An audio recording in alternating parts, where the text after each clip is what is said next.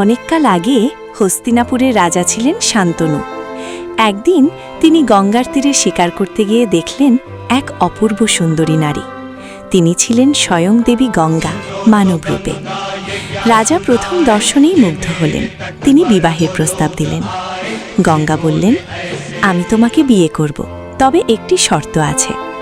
আমি যাই করি তুমি আমাকে কখনো প্রশ্ন করতে পারবে না। ভালোবাসায় অন্ধ শান্তনু সেই শর্ত মেনে নিলেন। বিয়ের পর তাদের প্রথম সন্তান জন্ম নিল, কিন্তু জন্মের পরই গঙ্গা শিশুটিকে নিয়ে গিয়ে নদীতে বিসর্জন দিলেন। শান্তনু শর্তের কথা মনে করে কিছুই বললেন না। দ্বিতীয়, তৃতীয়, এভাবে 7টি সন্তানকেই গঙ্গা নদীতে বিসর্জন দিলেন। রাজা ভিতরে ভিতরে ভেঙে পড়ছিলেন, কিন্তু নীরব ছিলেন। 8ম সন্তানের সময় তিনি আর সহ্য করতে পারলেন না। তিনি চিৎকার করে বললেন, এ কেমন নিষ্ঠুরতা! কেন তুমি আমার সন্তানদের ডুবিয়ে দিচ্ছ?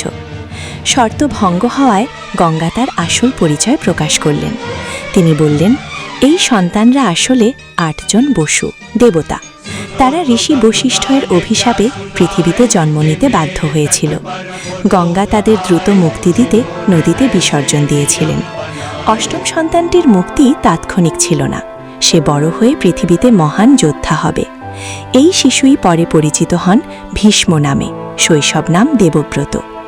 গঙ্গা শিশুটিকে নিয়ে চলে গেলেন এবং স্বর্গীয় শিক্ষা দিয়ে বড় করলেন। পরে তিনি তাকে শান্তনুর কাছে ফিরিয়ে দেন।